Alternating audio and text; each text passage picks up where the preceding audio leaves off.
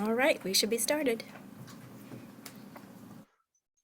Now, if we were having an in-person class, this would be the point where I would ask the question, does anybody know who is in charge of recruiting people into the SCA? The answer to that question is all of you. Every single person in the SCA should work on recruiting people into the SCA. The stuff that we're going to talk about today are various and sundry tools that I have used very successfully with other groups. And other groups, I mean like not groups that I lived in here in the SCA. All of this has been SCA related. Now, when I say that recruiting is everyone's job, I mean all the time. There's a lot of issues that happen in the SCA where we'll get together and people will start going on about 4 or 5 different things that are pissing them off right now and really showing all the negative aspects of our game, which exist. And I'm not trying to say they don't, but especially when you're at a demo, you are trying to show the best sides of the SCA. And everybody has at least 10 to 15 really good, awesome stories to tell about the SCA. They don't need to focus on the one that sucked. And so when you're working on recruiting, you want to focus on the mindset of being positive. And that is the first step towards successfully recruiting people to this game. If you're standing around bitching about the latest thing that somebody said that you didn't like, people are going to pick up on that and they're not going to be interested in what we're doing because all they hear is all the negative. Now, one of the things that a lot of people have said when they've taken this class and they've listened to me talk about recruiting, and because I can go on about this for hours. If you'll listen and you'll interact and you'll talk, we could talk all day about recruiting and retaining people into the SCA. And a lot of people are like, well, where are we going to find the time to do all this stuff, Owen? Like, funny enough, we're doing it already. We have ANS meetings. We have fighter practices. We have populous meetings. We have things where we get together and do stuff. We have different guilds that meet and do things. The secret is getting other people to come to those things. And it takes just a little bit of extra work. But that little bit of extra work is huge dividends, huge. So let's start with the very first thing. Every group has a meeting place. Now, it should be a neutral ground. It shouldn't be somebody's house. Guilds, subgroups, all that, if they want to meet at somebody's house, that's a whole different matter. We'll get into that later. But your group meeting, specifically populace and any large group activities, should be at like public library, a church, a restaurant. The restaurant has to be on board with you having a meeting at it. Visa Fair for many years had a meeting at Ingrid's, and because we worked well with the management, and they gave us like half of the restaurant, and it was fantastic. Your meeting place should have some form of recruitment material at the meeting place. There was a group in Trimeris. I used to travel a lot for my job, and I found a group in Trimeris because they had a sign hanging out in front of a restaurant that said, This is the Shire of blah, blah, blah. We meet here every first of the month, Monday. And it was a pretty good restaurant. And the people there were really cool. You want to have something like that in your regular meeting place. If you're meeting at a library, try to get a display in one of their cabinets. Try to put up a poster. Handing out bookmarks at the library, that's a great idea. We'll talk more about bookmarks later. But work with the place that you're meeting at to determine what the best materials for recruitment would be from that location.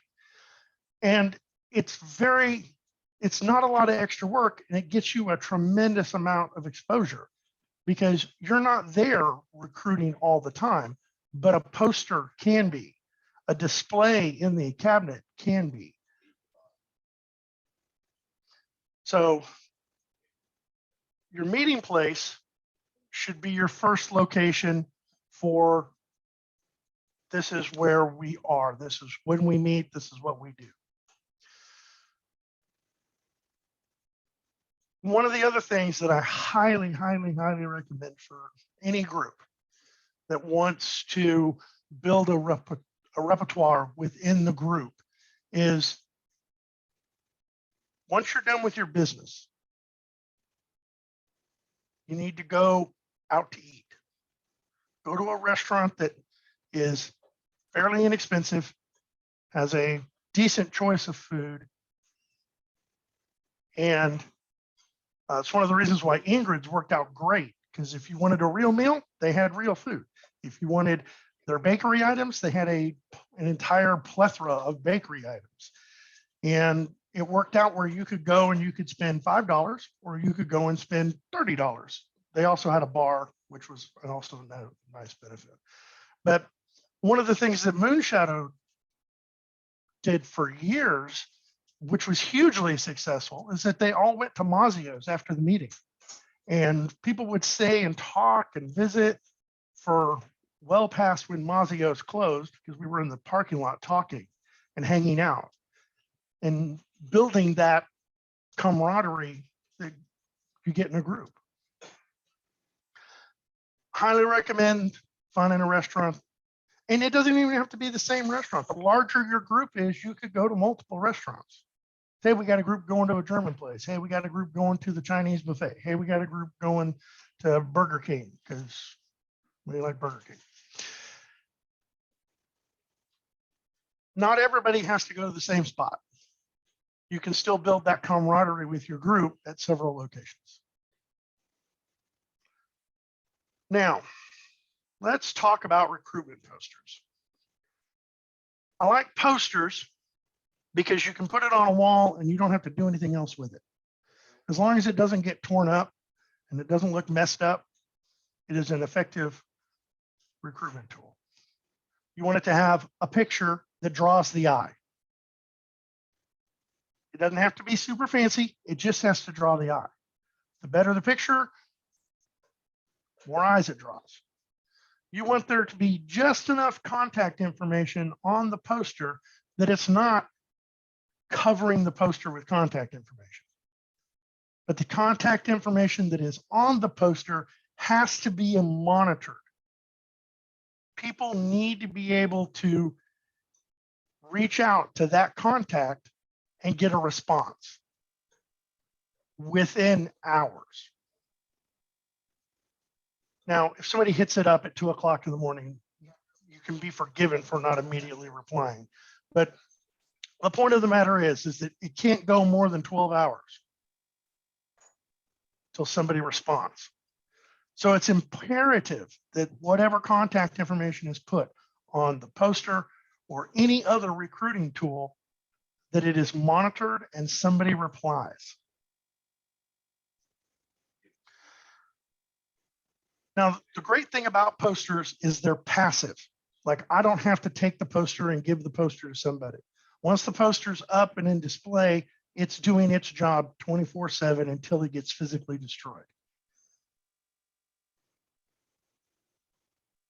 The next successful recruitment tool, and this is my favorite tool because I love talking about the SCA. And I'll talk to anyone. I will talk to inanimate objects given the opportunity. If that's all I got to talk to, I will talk to a door. Now, that tool is business cards. Your business card, and again, you're going to hear this a lot, your business card needs to have a picture that draws the eye, captures the eye. It can be a device, can be a picture of a person, it can be photographs of your group doing stuff. It needs to be something that's pleasing to look at and captures the eye. I personally think that you should keep the contact information to a minimum, and it should be on the front with whatever captured the eye. It needs to have a picture that captures the eye, who you are, how to get a hold of you. The back, in my opinion, should be blank. And here's why. Most people who are going to be successful with business cards like talking about the SCA, like getting a hold of people, like reaching out to newcomers. When you leave the back blank, you give the opportunity. So when I'm handing out a business card and I'm talking to somebody about the SCA, and we're developing a rapport, we're making a connection. Well, then what I do is I take my business card and I turn it over where it's blank on the back, and I write my name and I write how to get a hold of me. Now, the reason that I do that I don't just have my cards printed with that stuff on it, is because it shows the person that I'm making the connection with, you're important enough for me to write this down for you. Further making another connection.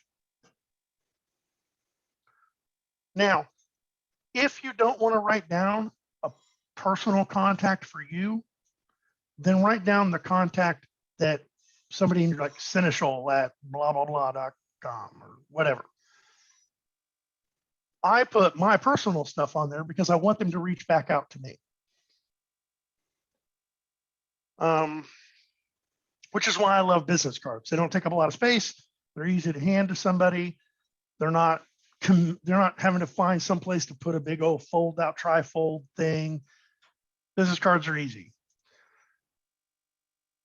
But the drawback to the business card is that you need to be someone who is willing to engage with new people. And not everybody's built for that.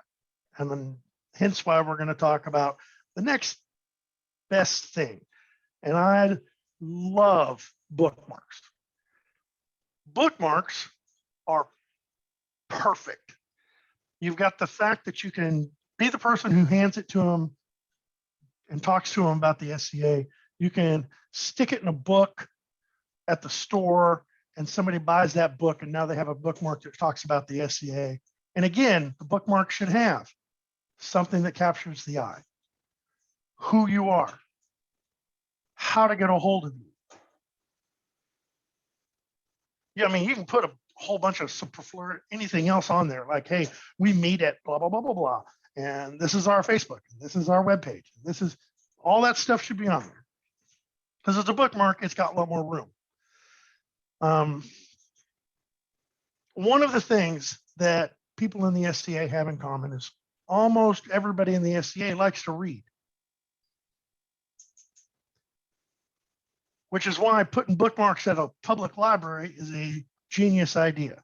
Now, when I first started teaching this class, I told people to put bookmarks in books at the library. Like if you checked out book 2 of a series, you went and put a bookmark in book 1 and book 3. And then I had a bunch of librarians tell me that that was a terrible idea and that I should never tell people to do that. Because apparently they have to pay somebody to take all those bookmarks out. So what you want to do is work with your local libraries and set up a little display. You want to do a poster that's on a wall, do a display in one of the display cabinets, and then up by the checkout area, have a little stack of bookmarks, because everybody needs a bookmark when they're checking out books at the library. Now, not just libraries. Another thing that a lot of people have in common is that they do crafts and stuff. So let's say, for instance, I got into crocheting and I needed to go buy some yarn. Well, when I pick up my skein of crochet stuff, take a bookmark, stick it in another one of those skeins. Because more than likely, a person who is interested in the SCA is going to be interested in those craft items that SCA people use all the time. And it works great on my second favorite arts and sciences activity, which is beer. You pick up your 6-pack of beer that you want, and then you put a bookmark in the book in the 6-pack that's right there in the shelf. And again, you don't have to talk to anybody about the SCA. You've left this passive recruiting tool that more than likely is going to be picked up by somebody who likes to drink beer. And we got a lot of people in the SCA who like to drink beer. It works out. And it's not just beer and yarn. You can do this with just about everything. I'm a big fan of putting bookmarks in store books. Like if I'm buying books, put in a bookmark in the book before the book I'm going to buy, and the book after I'm going to buy. And then they're not a library, so they're not having people check their books for bookmarks. It works out great. Also, because nobody who has worked at a bookstore has told me not to tell people to do that. Now, what's really great about the bookmarks is you can give, like you print up a bunch of bookmarks, you give 10 to everybody in your populace, and you say, you can keep one, but I need you to give the other 9 out. Because in theory, you made a pretty bookmark and they're going to want to keep one. Everybody who's in the SCA can put a bookmark someplace. They don't have to talk to people about it. They don't have to engage anyone. They can simply put a bookmark and go on with their life. And it's great that way because it allows people who don't want to be in people's faces about the SCA to help recruit.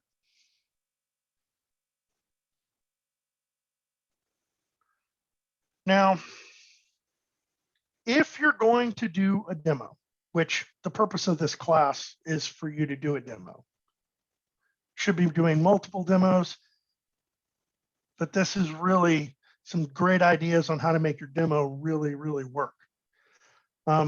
First off, you should have flyers advertising your demo. Now, there are some demo opportunities that you do not need to create flyers for because someone else has already done that. The largest recruitment demo we have here in Windheim is the Norman Medieval Fair.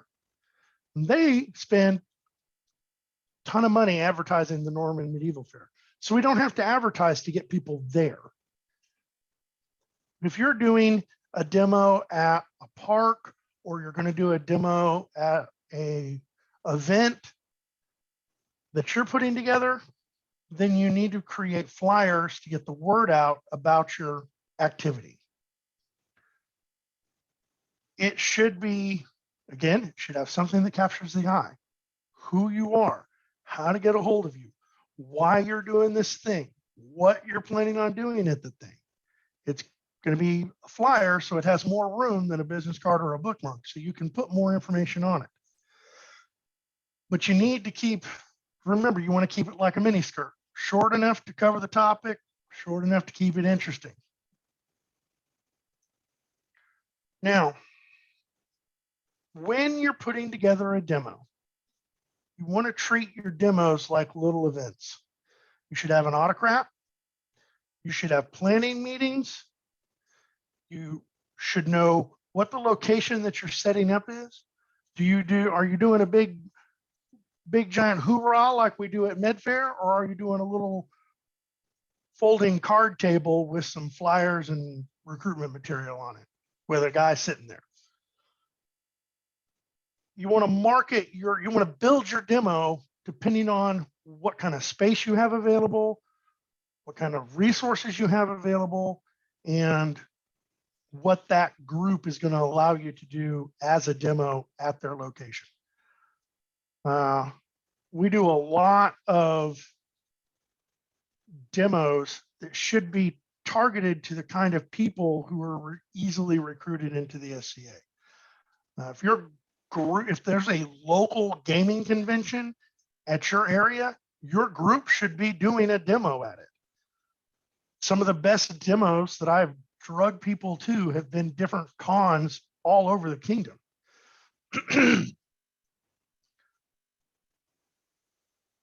If you're doing a demo at like the Boy Scouts or Girl Scouts or Boys and Girls Club, target your demo to that demographic.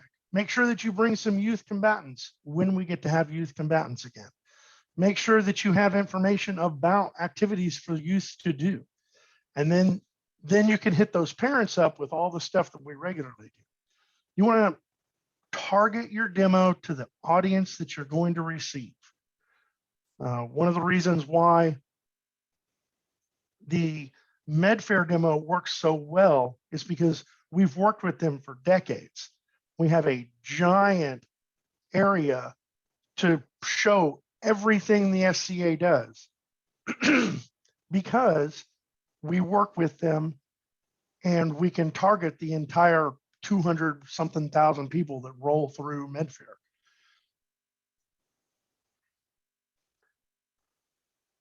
Now, when you've got your list of volunteers for your demo,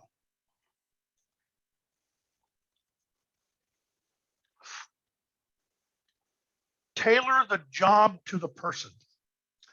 If you have someone who's really, really good at talking to people, Sir Wilhelm, for instance. Sir Wilhelm is amazing about talking about the SCA, and he will talk to literally anyone. You can send him out front. You got your people who don't want to talk a lot. Question? Mostly just collaborating. I've spoken to Sir Wilhelm. He is amazing. He was next to me in line at Coronet, and we just talked and talked and talked.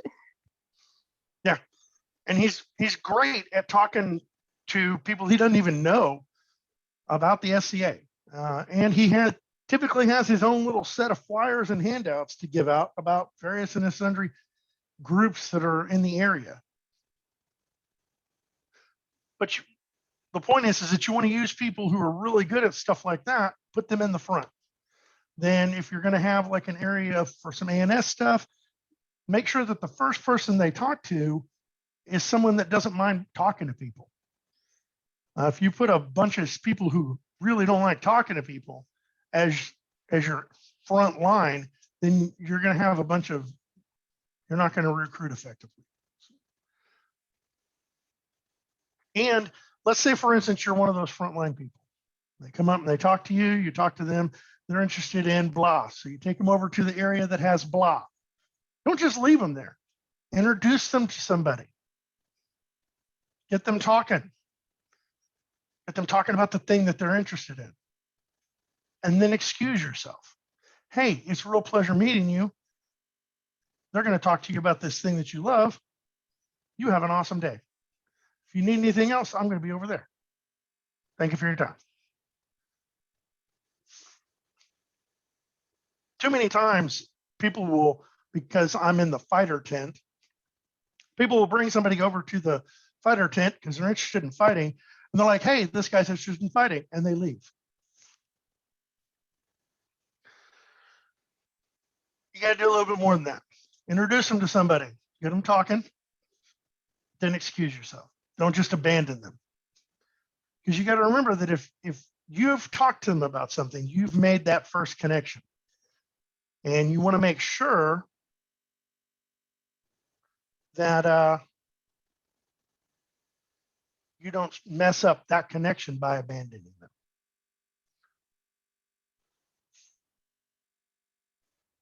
Now, one of the things that a lot of people have talked to me about is, hey, I did a sign up and 20 people said they were going to come and help me with the demo, and then 5 people showed up. Well, you got to be adaptable. You got to work with what you got. If you were going to have 20 people show up, and 5 people showed up, and you've only got 1 chivalric fighter and 1 rapier fighter, and you don't have enough for them to fight, well, then don't set up your list field. There's no reason for it. I would still set up a smaller list field, and I would put a Pell out there and let each of the fighters show different strikes and stuff on the Pell. Also, you can work with people who are more interested in combat and can start doing Pell work right then and there. But you want to, again, have it roped off so that you're not worrying about people stepping into the mess. All right. So we've talked about having a demo, targeting the demo to your audience. The purpose of a demo is to get contact information that is legible and usable. It is important that you have a way to collect that contact information. My personal favorite is a raffle. They fill out a little card with their contact information on it.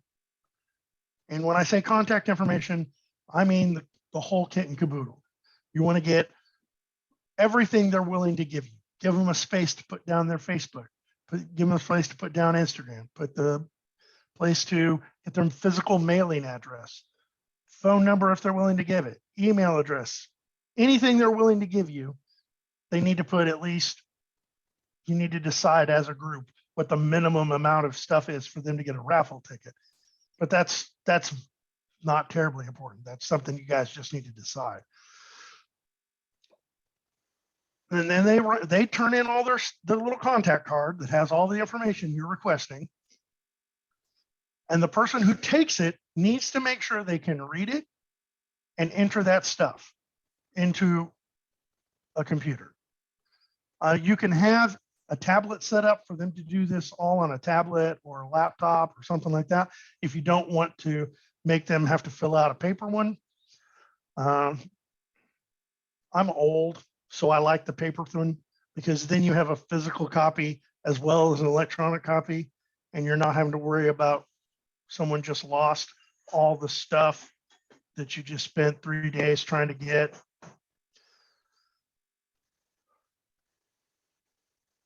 Now, once they've turned in their contact information and it is deemed legible, then you give them a raffle ticket.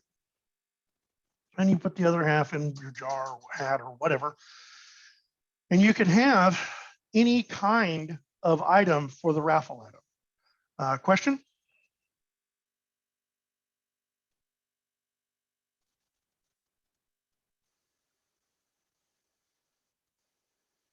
Okay. Yeah. Contacting your volunteers the day before is a good idea. And again, that's one of the reasons why you would have an autocrat. Now, once you get that list of contact information, then what you're going to do is at the end of the day, let's say you've got a 3-day demo.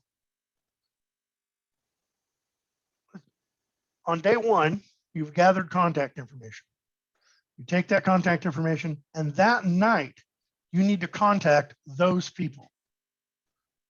You want to hit them up with a very generic greeting. Hey, thank you very much for providing us with your information. We are the, insert the name of your group. Our next meeting is this date. Thank you for your time and attention. Please feel free to respond to this if you have any questions. It's very generic, very simple, but it needs to have who we are, why you're talking to us, how to get a hold of us if you have any further questions. This is when we're meeting next. Once you've sent that out to the first group, second day, you're going to do the demo. You're going to get a new set of contact information. That night, you need to send out that email again to those new people. Because you don't want to wait till Sunday to send 3 days worth of contacts out. That's too much. Also, typically, after giving you their contact information, you have about 24 hours before they forget who you are.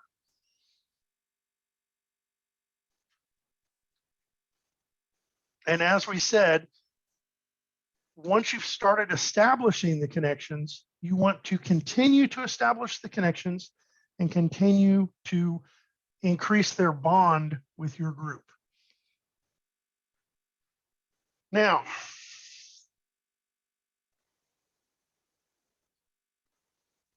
it doesn't matter what the raffle item is.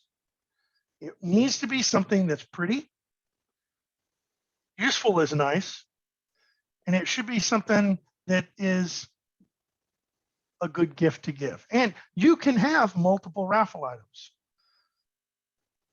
Not a problem. So you've done your demo, you've sent out all your contacts saying, hey, thank you for blah, blah, blah. We are blah, blah, blah. This is when we next meet. Da, da, da, da, da, da, da, da. Your very next, once you're done with the demo, your very next thing that you want to do is you want to send out a note saying, hey, congratulations, you won blah. And they have the thing that they won. Then you put in there, hey, we're doing insert your next A&S class, and we're going to work on blah. Please RSVP. And we look forward to seeing you then. Now, you want to work with your officers on what I'm about to talk about, because you're looking at a real long-term picture plan, what we're getting ready to get into. So you have like a meeting where you're going to make gorgets.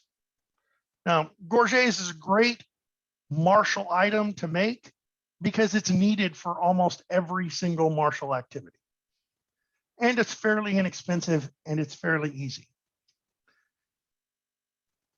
So I'm going to go with that as the first example. You can do this in any order that you want. But at the end of your cycle, the people who keep coming need to have feast gear, an item of clothing, and an item that helps them with the activity that they want to be involved in. Those three things. And you don't want to space that out over more than 6 months. And at the end of that 6 months, you're going to have a little free mini event that you're inviting all of those people to, so that they can get a taste of all of the SCA. So you're going to want to do dancing. You're going to want to do drumming. You're going to want to do a small feast. You're going to want to do fighting activities, any of the martial stuff. You want to do archery, all the things that you can do in a small, inexpensive area. And this is a great way to not only invite brand new people in and give them a taste of all the awesome that is the SCA, but it also gives you an opportunity to get your newer people who have been playing for a little while and are ready to take on some more responsibility. It gives them an opportunity to help work with your group and run something that won't bankrupt your group if the event fails.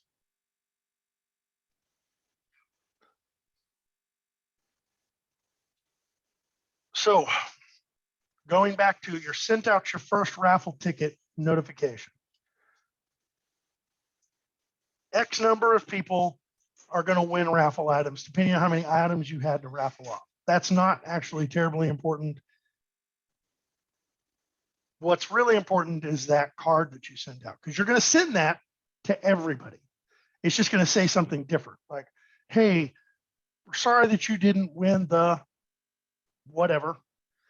However, if you're interested, we're doing blah on this date, please RSVP, and then put the contact information. And you send that. I recommend by mail, but again, I like receiving stuff in the mail. So if you want to send it out electronically, that's fine too. I think it's better to have something to hold on to, because again, you want this to be something on it catches the eye. It has a way to get a hold of your group, and it gives them information about the thing that you're inviting them to. So they all RSVP, and you have your workday. The goal of that workday is for them to help to work on whatever it is that you're working on. Get them involved. If it's making a gorget, drawing the pattern out, getting it cut out, getting it assembled. If it's a tunic, it's getting it drawn out, get it cut out, get it sewn together. They don't have to do everything, but they need to help with at least some of it. They want to put some blood and sweat equity into the thing that you're having them make, so that when they take it home, it is more than something that they just received. It's something that they helped create. Now, if your group is doing tunics or dresses, which, by the way, and unless they've changed the financial policy at the very tippy top of the SCA, if you announce to your populace that on this day, we're making tunics and dresses, if you come and help, you can have a tunic and dress, and you make that same offer to the people that you're inviting to the workday, you can use group funds to buy that fabric and that thread, because you're making it available to everyone who shows up. Now, if you're in a group that doesn't have a lot of spare money, then you need to hit up the people in your group who are hoarding fabric. You need to be gentle about it, because most people who hoard fabric don't understand that they're hoarding fabric. They're hoarding project ideas 10,000 fold. And so don't be like, hey, you got a whole room full of fabric, give me some of it. That's not going to go over well. But if you explain to them, hey, we're going to make tunics and this is what they're going to look like, they should be in the colors. If you're going to make tunics and dresses, or literally anything, they should be in the colors of your group, and there should be some way on the group, on the item, that links back to the group. And we'll talk about more why that's important later. I highly recommend like a little tag, where like the size tag, or you can put it on the bottom hem for people who don't want to feel it on their neck. But you put a little tag on the garment that says, this was made by the Shire of blah, barony of blah, doesn't matter. Says your group, maybe you've had your device on it, and you sew that tag into it somewhere on the garment.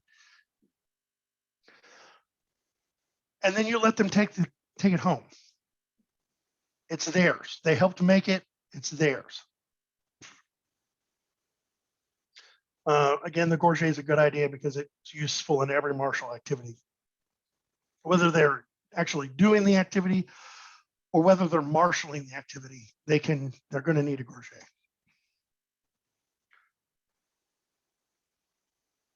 You want to do feast gear at some point, and I would have that be like, have a small feast where you talk about the etiquette of feast.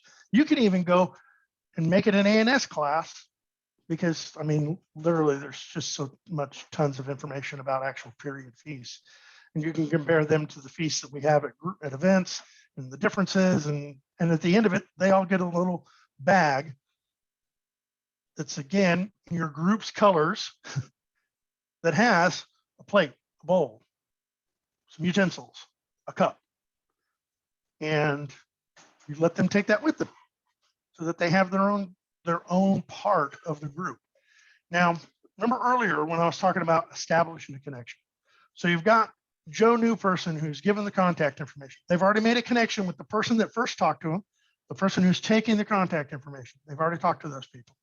Then they're going to get a reply back from the group, further strengthening the connection that we want you to be part of us. Then they RSVP. So they send in their stuff for RSVP. They show up to the first workday. Well, they're going to meet people at that workday. And because they're working on stuff, they're going to meet people throughout that whole chain. They're going to meet the person who's helping them cut out fabric. They're going to meet the person who's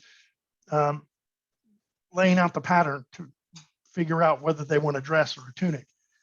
They're going to meet the person who's going to sew. And that's an opportunity for them to establish even more connections. If they show up to a gorget making, they got the person who's helping them lay out the pattern, the person who's helping them cut it out, the person who's helping them assemble. Again, an opportunity for them to make connections with more people. More connections that they make and the more connections that work out, the stronger bond will be for them to play in the SCA.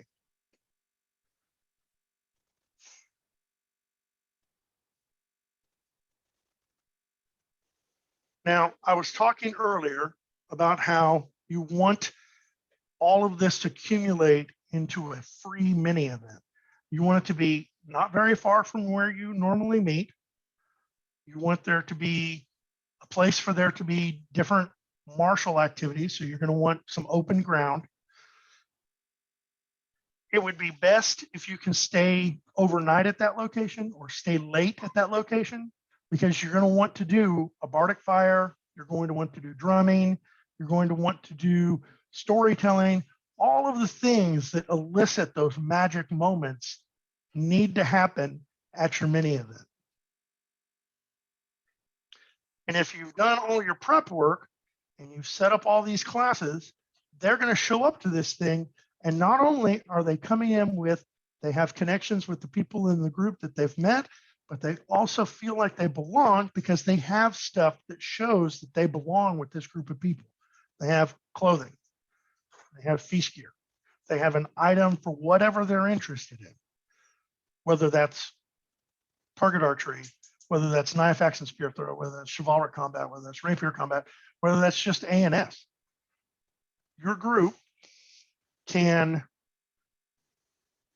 use this as an opportunity to really set those hooks and make them feel like they're part of the organization.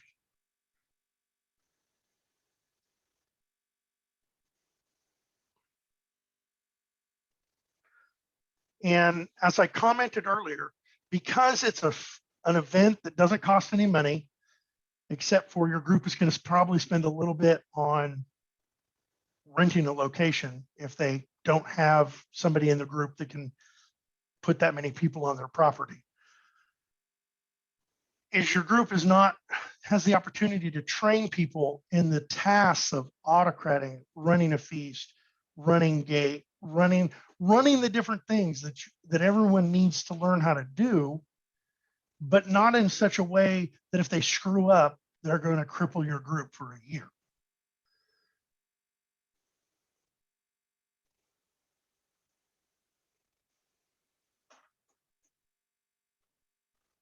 All right.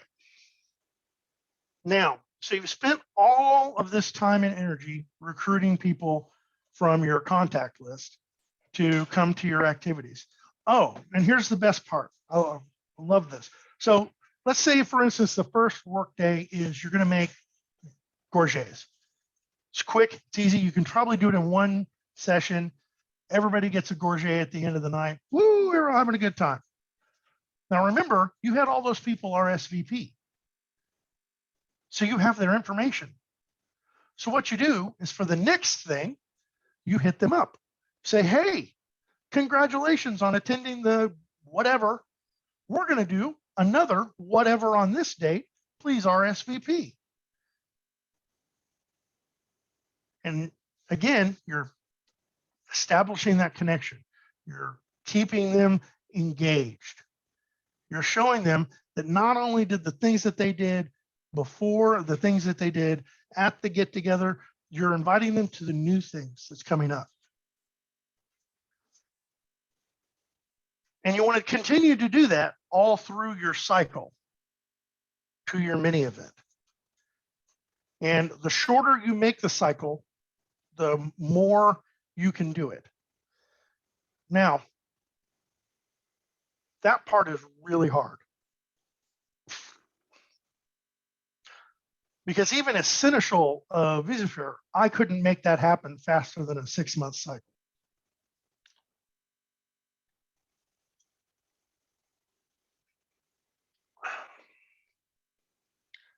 And it's incredibly important to get a buy-in from your officers because they're the ones running those activities.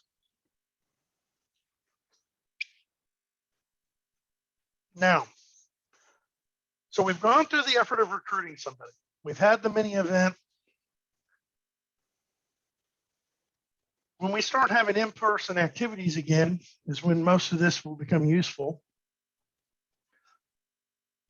One of the things that a lot of people, myself included, don't do very well is we don't check up on each other.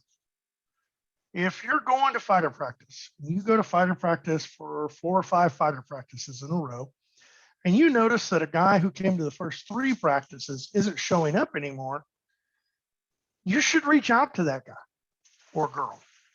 Find out, hey, do you need a ride? What's going on? We missed you. Come do the thing. You notice somebody coming to your Scribble get together and they attend 3 or 4 of them in a row, hell, 1 or 2 in a row, and they don't show up for the 3rd one, reach out to them. Anybody who attends Scribble can reach out to them. They're like, hey, I know that you came and worked on this last time. It was great. Are you going to be able to come again? Do you need a ride? So is there anything I can do to help out? All of our activities can be very inclusive if we include people. And it is up to all of us as part of those activities to keep people coming back to them.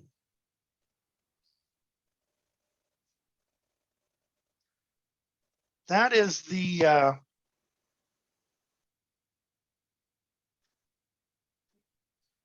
if you're going to spend all the time and energy to make those connections, it should be important to you to keep those connections working. And that's not just for new people.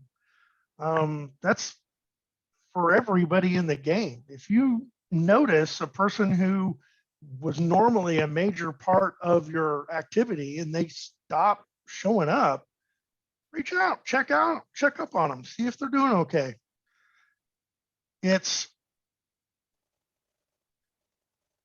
really, it sounds so simple, but it's something that we all have to do, and it's not as easy as it sounds, because you don't want to be like, hey, I'm bothering you now. So for those of you who've attended this class in the past in person, there's a lot more interactive in-person stuff. So the class takes a lot longer. I have covered about everything that I have to cover. Does anybody have any questions or concerns or anything they want to add? I have a question about your idea for having a feast gear class or get together. How do you, can you tell me what that looks like? So when we did it in Visifuer, we reached out to the people in the group and said, hey, does anybody have any feast gear they don't want to use anymore? And so we had tubs of feast gear. And we basically had a couple of working days where we made bags and we invited people to come make bags. And then when they made the bags, we gave them the feast gear to put in the bag. For the what? Put in the bag. Oh,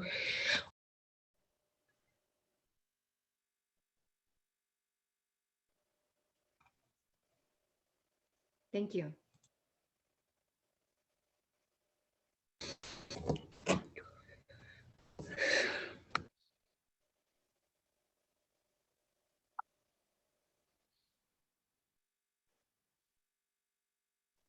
Duchess Willow, I think you're muted.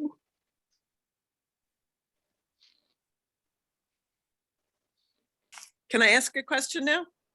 There you go. Sure. So you and I have talked about this a little bit before. I really love your idea of a small event that people have worked up to. But we've also done a small event immediately after Med Fair in order to show people how different it is when you're a participant, not a spectator. And so that has been, just a little one-day event with the same kind of try everything. But it doesn't have the same buy-in, of course, because they haven't been involved in any of the preparation for it. And as I listen to you today, I kind of just feel like both of them would be the way to go. That you could, give them the taste in a borrowed tunic, let them try everything out, and then spend the next 6 months getting ready to be an active participant in it. But I don't know if it's worth the effort to do too. What do you think about that? So I am actually all for as many free little mini events that your group can afford to put on. If your group has the time and energy to do multiple, then they absolutely should. Setting that hook deep, especially after Med Fair, because Med Fair is just like, we throw all this information at everybody and they're walking through that U-shaped area of the of our demo area and giving them an opportunity to experience it on a more personal level is fantastic, because it helps set the hook that you hooked them with on Med Fair. You set it deeper, and then you have an opportunity to show them they have a better idea of what they're interested in. So you can then start showing them, hey, come and work on gorgets. Hey, come and work on tunic and dresses. Hey, come and work on bags. Hey, come and work on belt cup holders or whatever. So absolutely, Vigdis, immediately right after a big demo, just having a little mini event is not a bad idea, especially if your group already has a bunch of loaner stuff. Also, and I can't stress this enough, let's say, for instance, you get a new person comes to your one-day little mini event, and you've got loaner garb that fits them fantastic. Right. Let them have that freaking garb. Just let them have it. Be like, hey, we're going to let you have this, but you got to come to this thing and start the process. But too many times you got hospitalers with 5-6 tubs of garb that they're just overwhelmed with. So I think if you find a new person and they have garb that fits them well and looks good on them, let them freaking have it. But that's also because I don't think we should keep clothes hidden. That circles back to when I was talking about making a tag. And we talked earlier about posters being a passive recruiting tool. Let's say, for instance, you go through the effort of helping them make a tunic or a dress. You put the tag in it, and they hang it up in their closet, and they don't do anything else. Well, every time they open up that closet, they're going to see those clothes, and that reminds them of the good times that they had, and maybe they should go back and check it out. Then let's say, for instance, they're like, F this, and they toss it into Goodwill. Well, then you now have a passive recruiting garb piece at your local thrift store that if anyone finds it, they're going to see what group made it and then have a way to get a hold of that group because of the tag. And so it turns into a passive recruiting tool until it is destroyed. Because even if they just keep it in their closet, anytime somebody sees it, they're going to be like, hey, why do you have this weird colored thing that doesn't look like everything else that you own?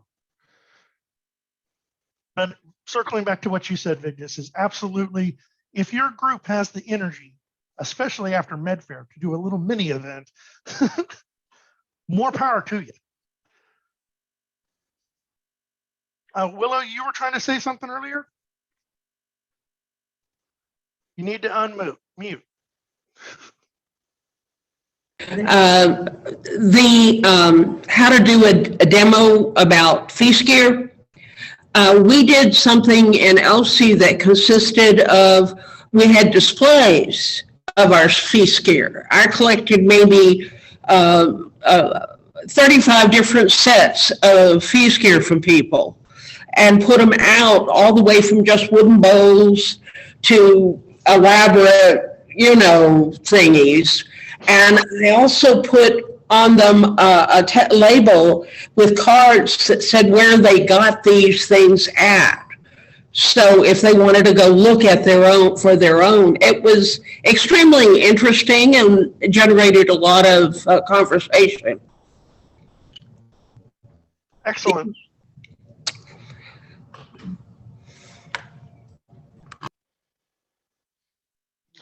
Is there I had a comment. No, this Okay. is this is Cicely. Sorry, I'm getting a bad echo here. that is some awesome feedback. Agreed. It's only slightly deafening. Okay, I've moved my computer. Are you still muted? Yeah. I don't know. I'm sitting across from Duchess Willow. One thing that we've done is we've had revels. And Rebels are had different fantastic. changes at the revel. I'm going to write it down.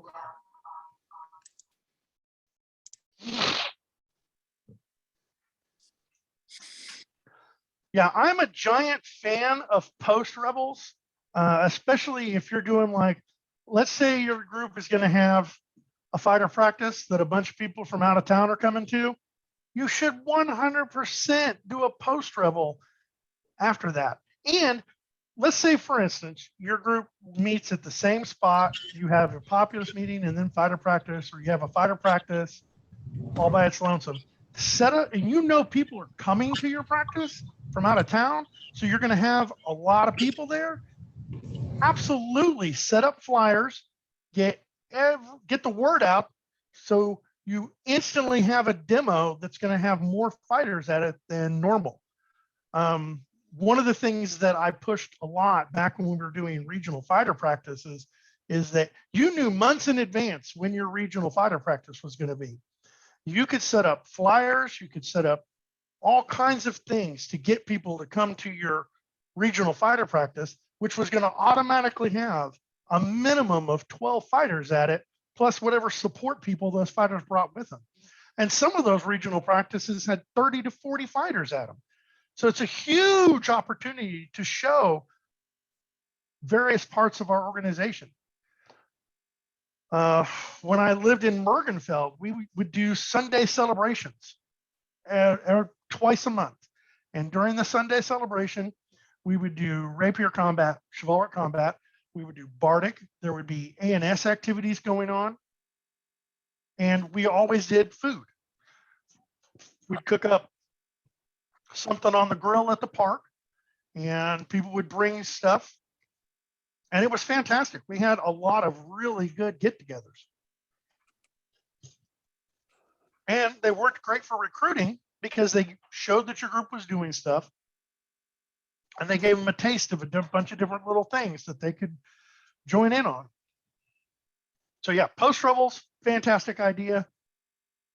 Should do them more often. I have a question. Is it okay? Yeah. My question is, I noticed you're not, when you talk about a post-rebel, most people think of post-rebels in your t-shirts. Are you trying for something where we actually wear costumes and use our SCA names, or something more just sort of like here we are type of thing? I am of the opinion that when I am dressed up as Owen, that I'm going to be Owen until I get undressed. And then, so yeah, I'm usually, when I say post rebel, I mean a rebel immediately following the thing that you're doing. So Some people can do that in t-shirts and pants. If that's what's comfortable for them, that's great. I was in, typically when we were doing our post revels in Mergenfeld, I was still in armor until I went home that night. So it all Well, depends what's comfortable for you.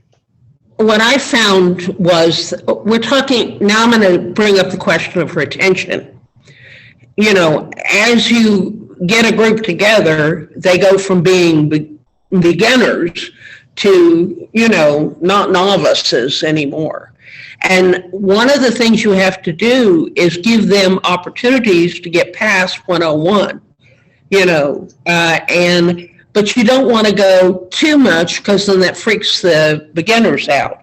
So what are your suggestions when we come to retention? I know since I've been in 50 something years, a lot about retention. And part of it is trying to stair step people up to more sophisticated interactions. So I was talking earlier about the micro events. You can also do it for the post revels, or you can also do it as a learning opportunity when you're putting together your activities that you're inviting people to. That is an excellent time and place to take your newer people who are not brand new, but not long-term players yet, and you can either pair them with someone so that they can learn how to autocrat, learn how to put together a feast, learn how to run various and sundry activities, and then eventually, after they've had an opportunity to be mentored, they can then run their own activity. And what's great about, especially what Vic just brought up, where we immediately do a post event, well, that post event can be run by somebody who wanted to run, it's a great example. So MedFair happens. MedFair has a team of autocrats, a ton of different committees and people do, it's a ton of work. It is a ton of work. So you get done with that. Well, you've already used most of your group to put that event on. So if you're going to have a post little mini event right after MedFair, that is an exceptionally good time to use your newer, not brand new and not established, but your newer people to have an opportunity to put on that event, put on that activity, to become more involved and get some of that volunteer time in. And you can do that with all of the things that we've talked about. Your sewing day for a tunic. Somebody needs to organize that. Somebody needs to make sure sewing machines show up. Somebody needs to make sure that the right threads are purchased to go with the right materials that you're going to use. Somebody has to design what you're going to make and how to make a pattern for it and make several patterns to fit different body sizes. All of that stuff requires work, which you can bring your newer people who haven't had an opportunity to be the autocrat of an event or the feast steward of an event or an officer or whatever. And you can start, you're not only bringing in the brand new people, but you're also helping the people that you currently have with skills that they need to move up in the SCA.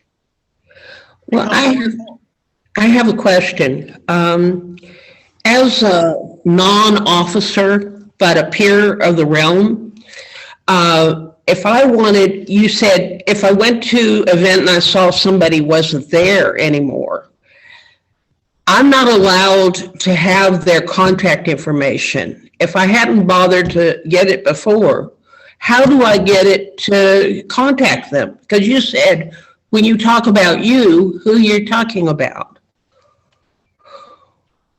So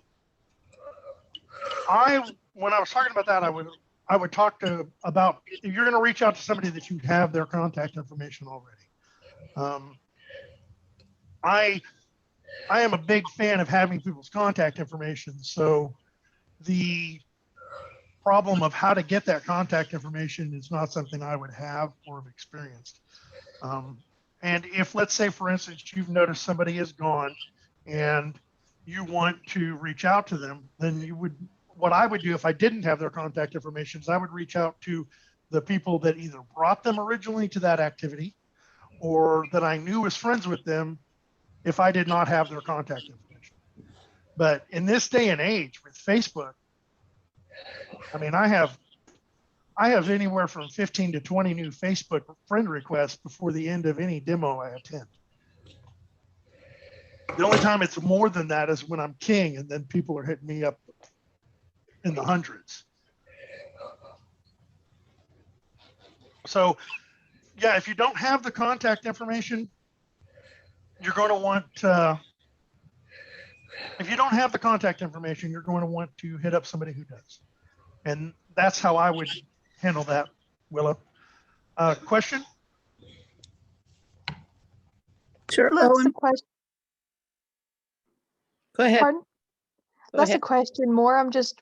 I really want to do something like this, but my outpost only has 6 people in it. So I'd have to. Let me tell you how you do it with only 6 people. So there's a guy named Mike Wells out of Moonshadow, and I've always been like, demos need to be the big thing, and all these people need to do these things. And he was like, no, you can do a demo with 2 people, and it will be super successful if you do X, Y, and Z.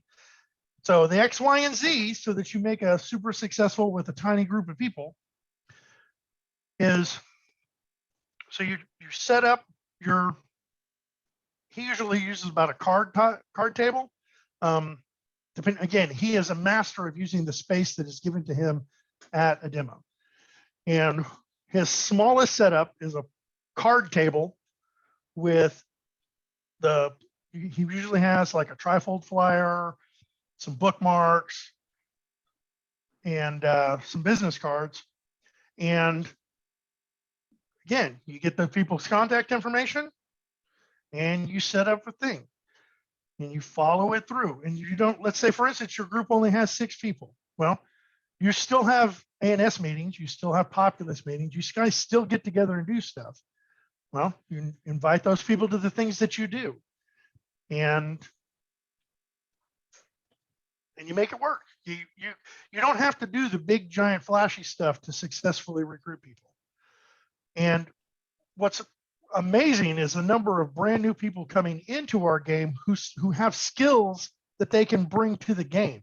Like they may already know how to make armor. They may know how to do stuff already. And every brand new person you have that can do those things adds to you.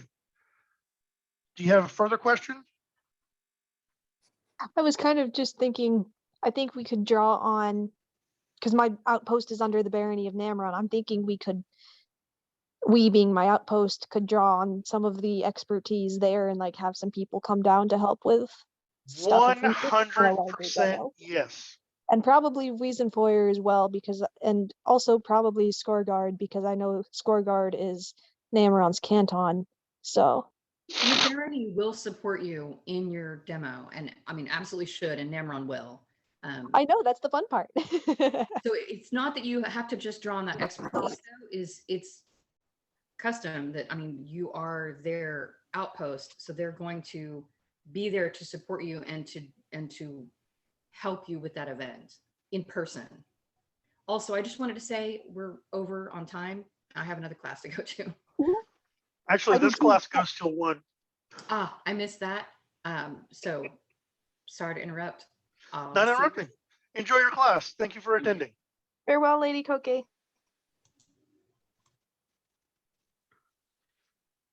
Does anybody else have any questions? On the like how small groups can run a demo. Yeah. Owen, in the last year, what is the furthest you've driven for a demo? Or so I say year, meaning active SCA year, not COVID times. The furthest I've driven for a demo, 8 hours. So if you put the word out, there are those of us who will come to demos when we can, no matter how far it is. That is 100% accurate. Especially if you reach out to someone for a specific need and say, hey, I need you to, can you do this? And make that personal contact. We've driven overnight to do some fairly silly things for that. So I'm just wondering if I Yeah. could get my Baroness down here, if we could rent out the big local park. Not the entire park, it's too big for that, but, and like Are you a down in small the Ada condo area? field.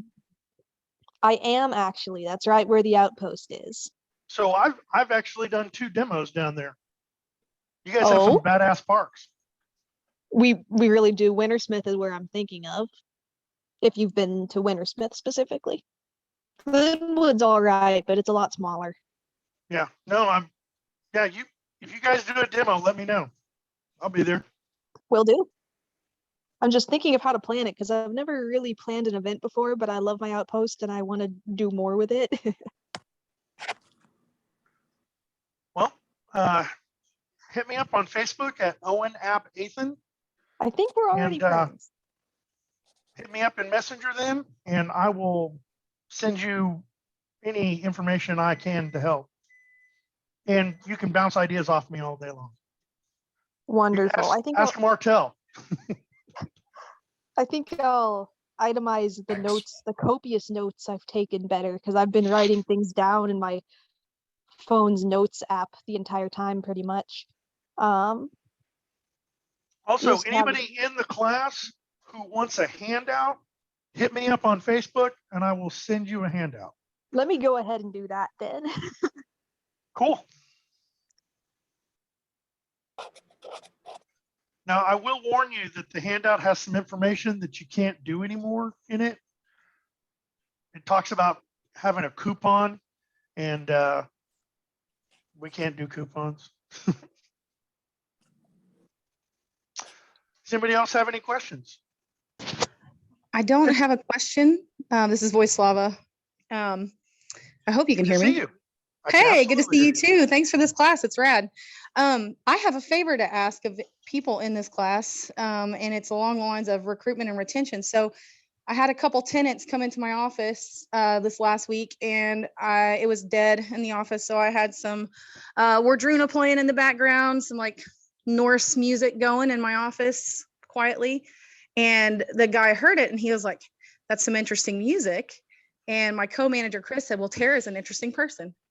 And so I got to talking to him about who it was and what I do, because I use all those opportunities I can to nerd out with people. They're really rad folks. So we started talking about the SCA and he mentioned the group by name. He was like, I said, I dress up like a Viking on the weekends. It's great.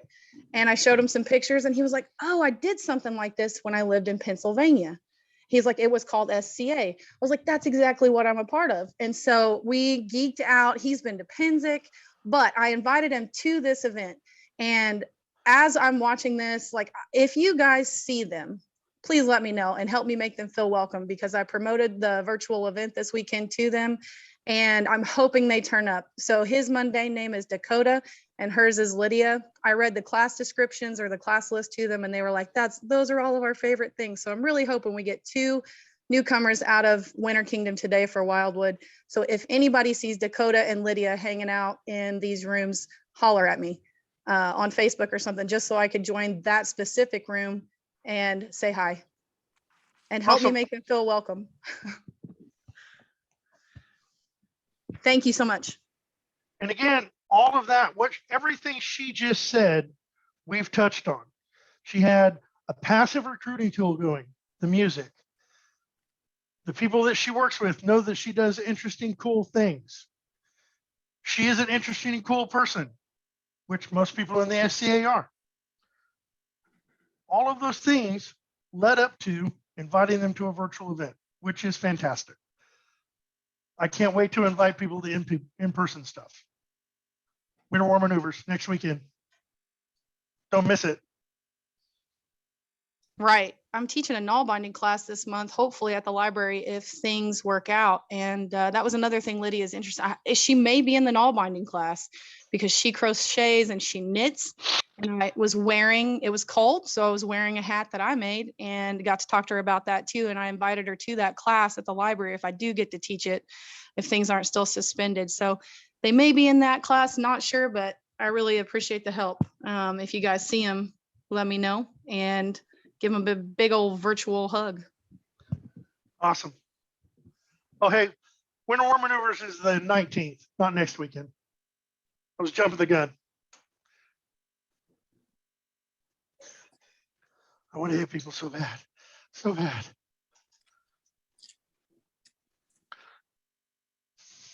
Does anybody else have any questions? Queries, posers?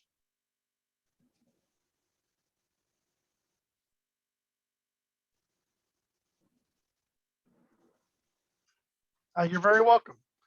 I love talking about recruiting in the SCA and retention.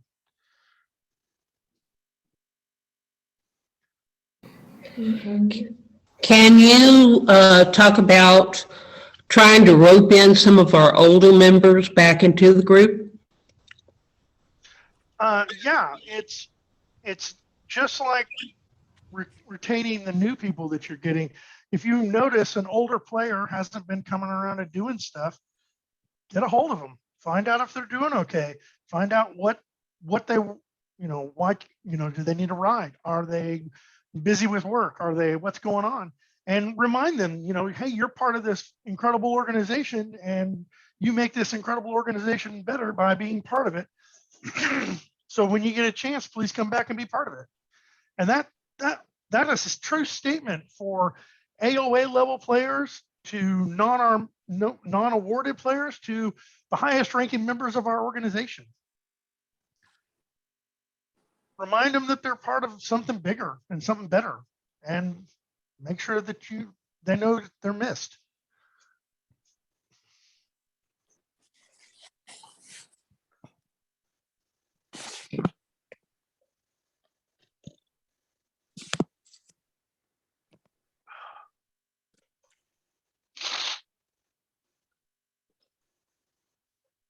Well, gang, if nobody has anything else to add, I think we're going to end this class early.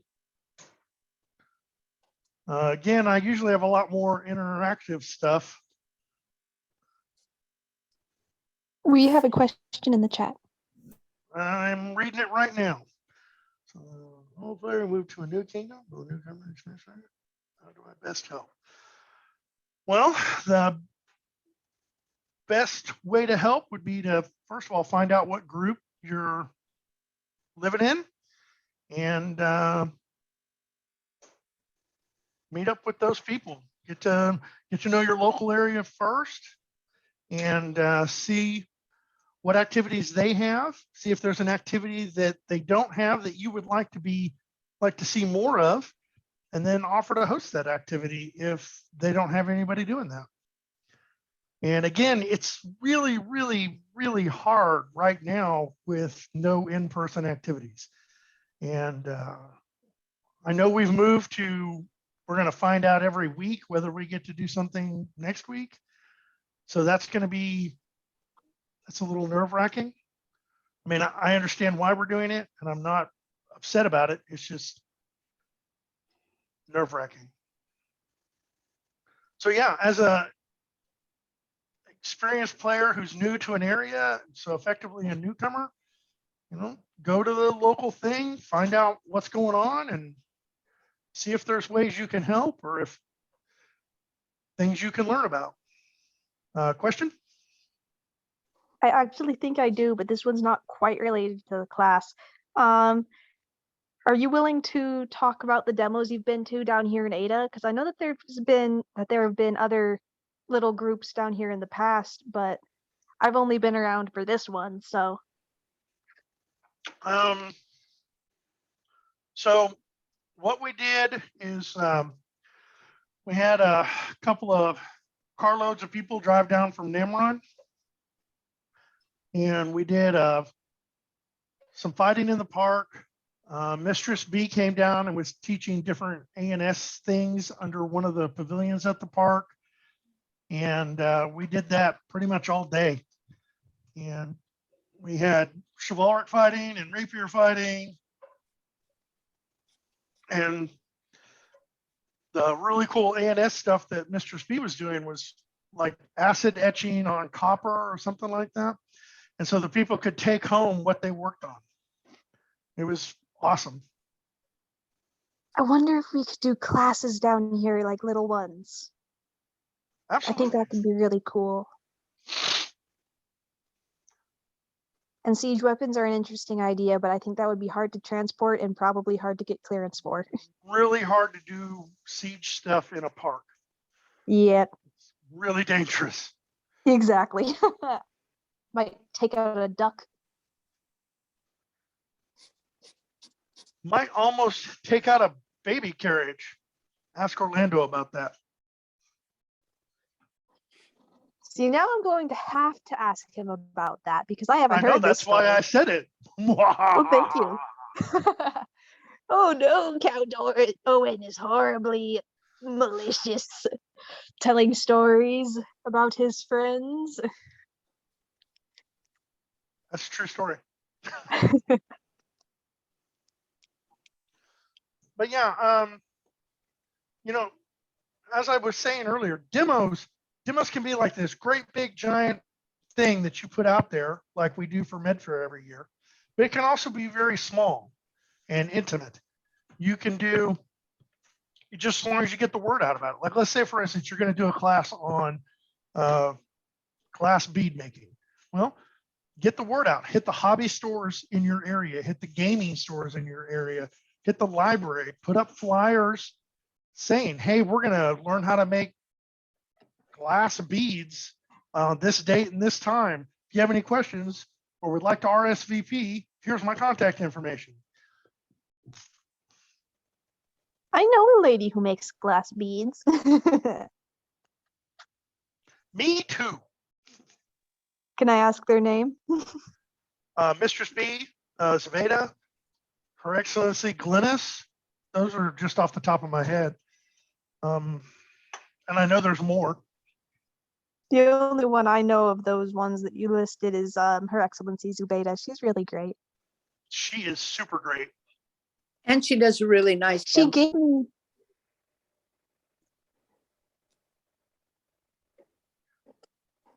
gave me a whole big box of old complete anachronists that I haven't hardly touched because there's just so much. She's pretty fantastic that way. She really is. I think it'd be great if we could get her down here, but that's a whole nother thing with fire and everything, and I'm not sure about the parks rules on that. Yeah, I would do some investigation. Oh, we doing used, that now. we used because of Weather Twinkle, we were going to use the backyard of a person's house. We used a garage because, of course, you know, you can fire up an engine in a garage, and it worked really beautifully. She did a really great demo. Fantastic.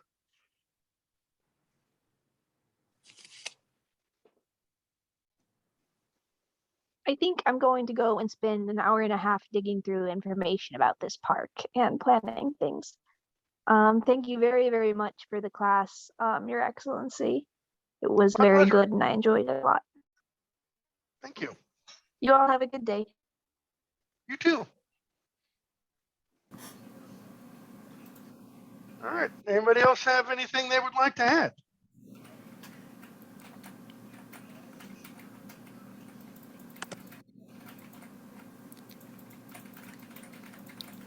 Okay, I guess that is my cue to stop the recording. Here we go.